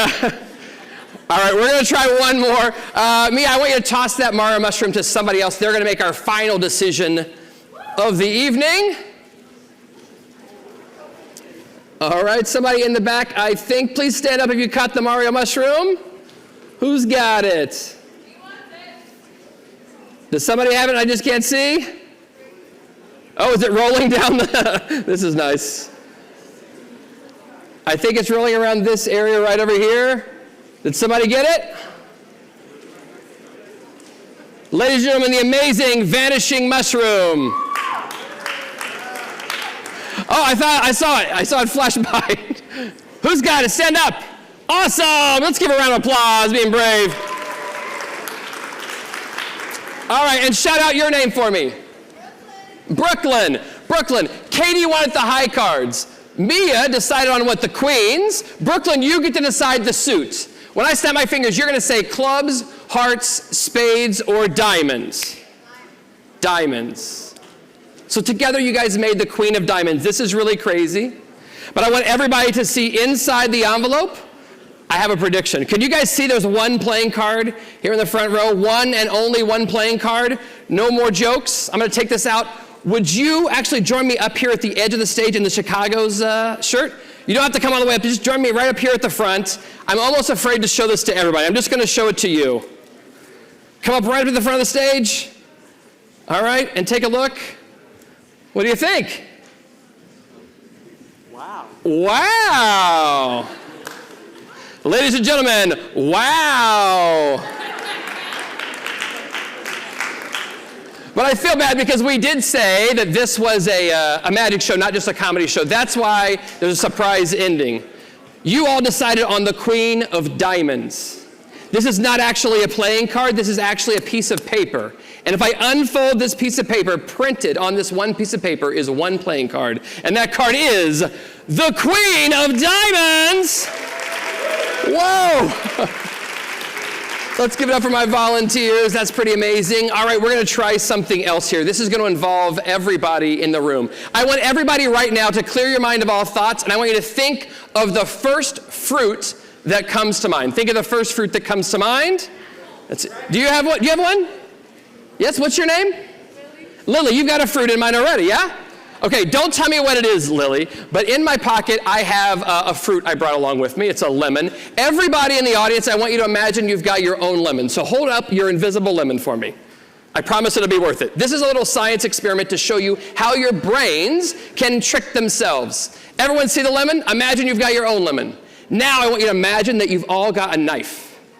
And I really want you to do this. We're going to see if we can influence your brain in a cool way.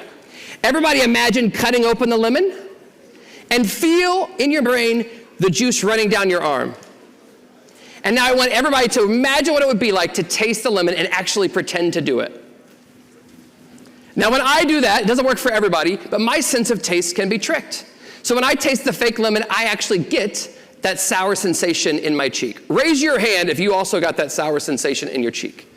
It's about half the room. It's amazing how our brains can play tricks on us. Now some people, we can't influence their sense of taste, but we can influence their sense of vision. Like some people might have thought that they saw a knife. Oh yeah, it's not a knife. Can you guys see that over there? It's actually a fork. It's just a fork. But it looked like a knife. Your brain filled in the gaps. Now some people, the silver kind of throws them off and they saw the fork from the beginning, but yellow tends to fool them. They thought they saw a lemon. Raise your hand if you thought you saw a lemon. Oh, that's almost everybody. That's perfect. But actually, this is just a piece of paper. The only thing real about this experiment was the decision that Lily made a second ago. Lily, you're thinking of a fruit. Lily, for the big finish. Were you thinking of a lemon? No? Lily, you could have lied and they wouldn't have known. Okay, maybe next time. I'm just curious for market research purposes. What did you think of? Oh, an apple. Well, this is a piece of paper. And maybe if I unfold this piece of paper, it's another prediction. Because printed on this piece of paper is one word, and that word, Lily, is apple, just as you wanted. Mind is blown. Now here's the fun bit. Look. Everybody always wants to know how magic works. It all has to do with sleight of hand and psychology. I've got here a classic trick to sort of illustrate that point. I've got a few ropes here. I want to make this part as quick as possible. So I'm going to toss this to a few people here in the front row. You, ma'am, would you catch that for me? Perfect. Maybe you could take one as well. I just want you guys to examine the ropes and make sure, I'll toss this to you as well, make sure they don't stretch. They're not rubber bands, okay? They don't have magnets hidden inside them. They're just pieces of rope. Okay, you'll notice I tuck the edges of the rope into the end, so there's a little bumpy on the outside, but they're not magnetic or anything like that. Does everything look on the up and up? Okay, perfect. I'll take that back here. Perfect. And you had the little one. I'll take that one here. Perfect. And then you had the medium one. I am surprised I caught all three of those. That deserves a round of applause, I think. All right. You guys can see the ropes from where you're at, and you can see that they're all sort of different sizes, yes? I love how I caught them, then dropped them. We've got all three different sizes. So we've got a small one, and a medium one, and a long one. It's my job to try to convince your brain that they're all the same size. Here's how it works. Look, if I hold them like this, the illusion starts to take place. From my hand up, it kind of looks like they're the same size, but the bottom is giving it away. Magicians think a lot about this, to how we can make the illusion stronger. Somebody came up with the idea of doing this. Sort of hold it with my pinky. Now it kind of looks like they're the same size. Not a strong illusion, but it kind of looks. Maybe it would fool a little kid or something. But you can still see they're quite different sizes. I could kind of do this, like wrap them around each other. Now they kind of look like they're the same size. You guys don't seem convinced. Let me see if I can show you a stronger illusion. Yeah, that's all three pieces, all the exact same size. And you guys check these out. They don't stretch. They're not rubber bands. They're just pieces of rope, and they all look like they're the same size. Now, this is hypnosis. They're not really the same size. I'll show you what I mean. I'm actually going to get rid of one of them for now. We'll get back to that one in a second. It's easier since you have two eyes if I only use two ropes. Can you all see the two ropes? Yeah? You know, it would be easier, actually, if you could just focus on one rope. That makes the whole thing a little easier. Thank you very much. Now, here's the thing. If you want to figure out how the trick is done, I suggest you watch the ends. That's the part I can manipulate on the rope. In fact, if you watch end number 1, I can squeeze it into my hand. I can shoot it up my sleeve, down the other side, and I get an end on both sides. That's kind of weird. If I squeeze this one in here and shoot that up my sleeve, I get one end over here, 2 ends, and 1 long piece of rope. Yeah. Now, of course, if you lose track of the ends, that can be a problem. Sorry about that. I'll leave the ends right over here. Just leaves a loop of rope, which is kind of a problem, but that's okay because I can just reattach the ends. If I reattach the ends like this, you can see they're sort of dangling on there. But if I blow, we can put them right back on, just like before. You can applaud. Thank you very much.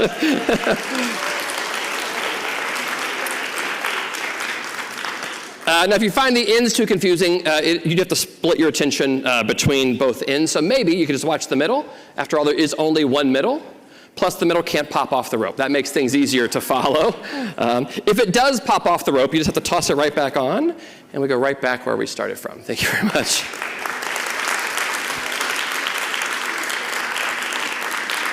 Now, I told you this is hypnosis. Right now, it looks like one piece of rope. In fact, if we go back in time, we can cut that into 2 pieces of rope. In fact, if you go back to the very beginning, I had 3 pieces of rope. And I had 3 people in the audience examine them. We had one piece that was a small piece. It looks the same size as the other ones now. We had a medium piece. That one really didn't change size, if we're being honest. And the long piece, though, it looks like the same as the other ones. I'm going to break the hypnosis and break that hypnotic spell on the count of 3. I'll put the medium one on my shoulder, and I'll hold the small and the large one in my other hand. On the count of 3, you'll see those 3 ropes go from same size back to the beginning. That's the small one, that's the medium one, and that's the long piece of rope. Thank you so much.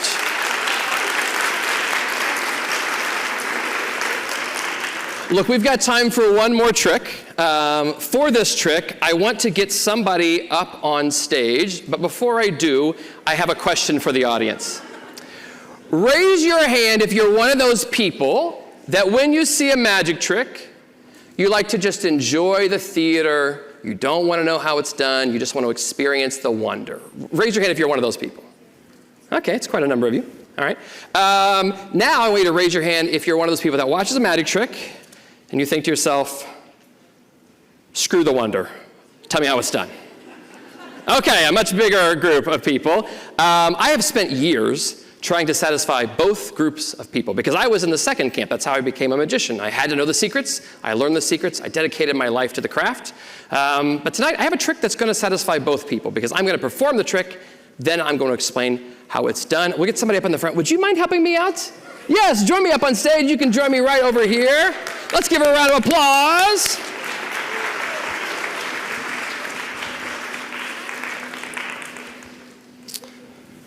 Perfect. Awesome. And your name? Bobby. Bobby. Thanks for helping out, Bobby. I'm going to do the trick. Okay. And then I'm going to teach you the trick. Now, you're going to get a little bit of a different view, so you're going to learn the trick a little earlier than they do, okay? So for this trick, we need a handkerchief. Everybody can see the handkerchief. Bobby, I'm going to place the handkerchief in my hand. I'll roll my sleeves up to make it fair. Okay. I place the handkerchief into my hand just like this. You can see it at the very last second. But when I snap my fingers, something amazing happens. Bobby, that handkerchief changes to an egg. And the handkerchief flies through the air and lands way over here inside my pockets.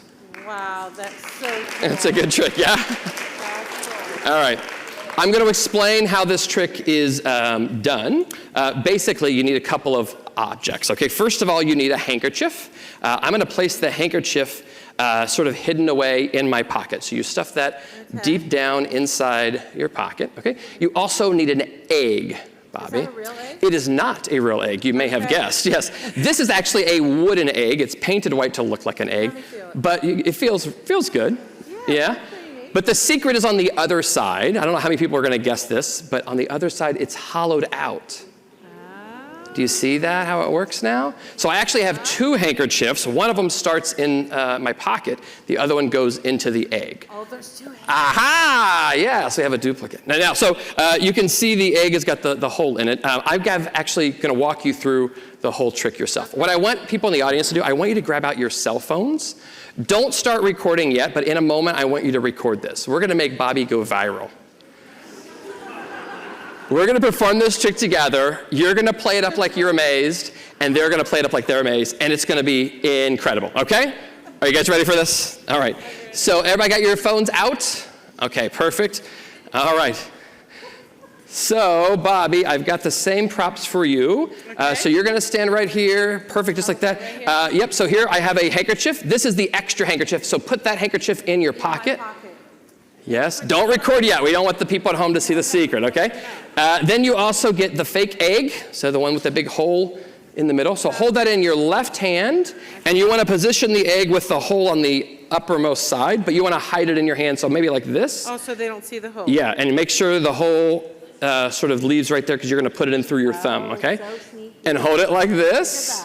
Okay, make sure that's rotated because you're going to put the handkerchief right there in a second. The only thing I'll give you the hint on is once the handkerchief is inside and you show everybody the egg, make sure you don't show them the whole side. So you're going to show them the other side and keep it up against your chest. That way people from the sides won't see the back. I got it. Okay? All right. And they're going to think it turned into an egg. So here's the other thing you'll need. You'll need a handkerchief. Okay? So far, we are doing great. Now, here's what I want you guys to do. You're going to record this. Again, don't press start until I say go. When I say 3, 2, 1, action, you're going to start to record it. We're going to try to do the performance together. You'll act like you're amazed, right? Okay. And then I want you guys, when she turns the handkerchief into the egg, I want you to go crazy. Okay? All right. And then you can keep recording after that. All right? So everybody understand what we're going to do? All right. So hide the egg so they can't see. Okay. Got it. Perfect. Hold your hand maybe like this. Like this, like this. Just hold it like this. That way they won't see because you don't want people to see from the edges. Okay? All right. Are we ready? Yeah. Get your cell phones out. Here we go. 3, 2, 1, action. Hello, everyone. My name is Caleb Wiles. I'm a magician here with my new friend, Bobby. Bobby, you are going to perform a magic trick. How wonderful. This is going to be amazing. Bobby, I want you to take the handkerchief, place it inside your hand. Yep, poke it in your hand, just like that. Yep, poke it all the way in. Yep, keep poking it all the way down, deep inside your hand. You are doing fantastic. Now, here's the magic part. Once the handkerchief goes inside your hand, perfect. You are going to wiggle your fingers. Wiggle my fingers. You're going to snap your fingers. And you're going to show everybody that the handkerchief has turned into an egg. Whoa! It's amazing. Bobby, what happened to the handkerchief? Reach inside your pocket. Look inside your pocket. Pull it out. Do you have the handkerchief? Ladies and gentlemen, let's give it up. I'll take this for the amazing Bobby. Now here's the thing, Bobby, throw the handkerchief on the ground. We don't need that anymore. Here's what I want you to do. Hold the egg up against your chest like this. We're going to get a photo shoot for everybody. You can keep recording, okay? Everybody, get your phones out. You look this way. We're going to stand right next to each other. You want to get the big finish. Look that way. Just twist a little bit. Okay, perfect. So we'll get a little photo like this. Really good. All right, we got the right. Ah, that's good. Now here's the thing, Bobby, hold it just like this. And if you want to have your friends know the secret, you can keep recording or you can start recording in. I'm going to tell everybody at home the way this works. Don't tell them just yet, okay? But basically it's a hollow egg. So if you saw the trick a second ago, Bobby is in on it. I gave her a fake egg. It has the handkerchief stuck inside. Now, if you're a real magician, you want to make sure they don't see the other side. But if you're a real magician, you could cast a magic shadow. You can actually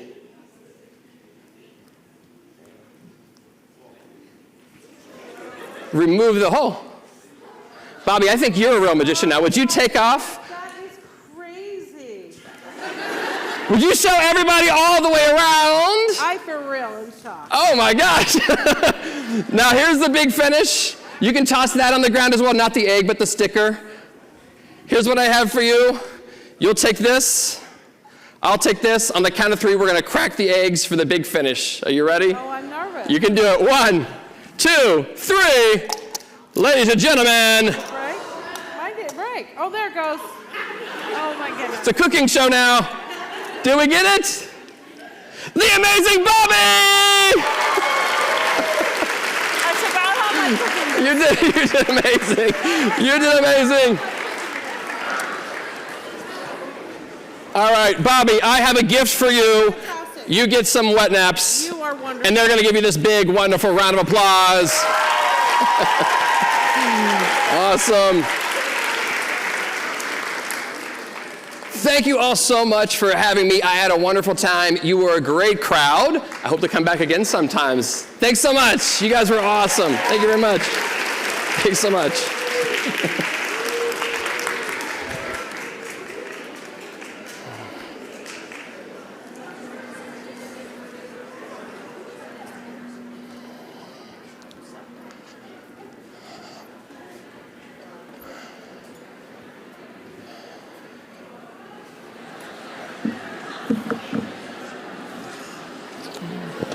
Hi, everyone.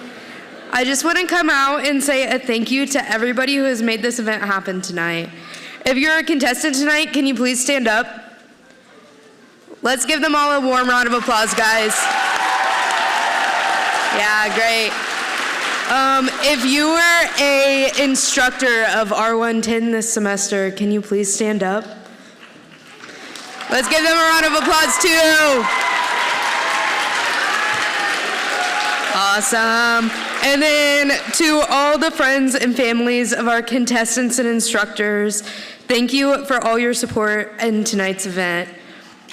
Thank you to all R110 students for all of your commitment this semester. Now let's welcome Maggie, the contestants, and their instructors up to the stage.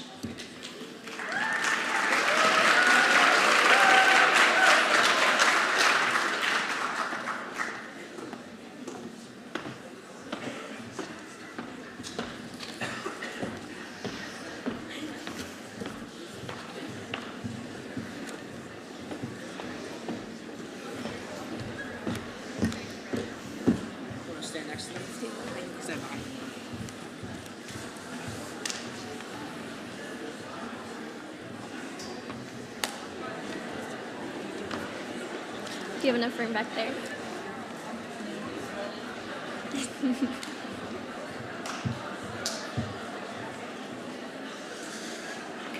Thank you so much for joining us this evening. Tonight, our Speakers Lab supervisors, Emma Adams and Marissa Musa, will be presenting the awards. Can we get a hand for them, please? And if we could please have one more round of applause as all of our contestants and instructors are up here with us.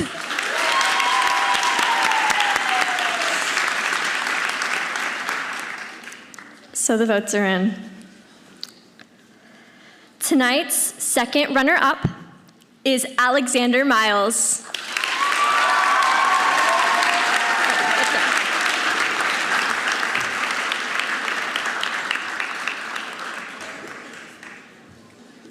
Tonight's first runner-up is Mutombo Mutombo.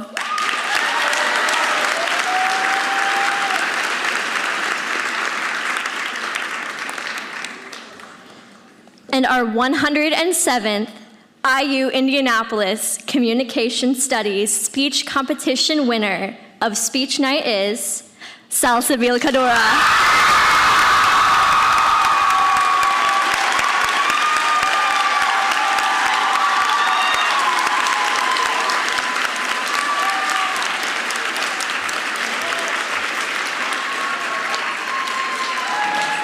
Thank you all for supporting our contestants in tonight's event, and thank you to everyone involved in making this event happen tonight. Have a good night, everybody.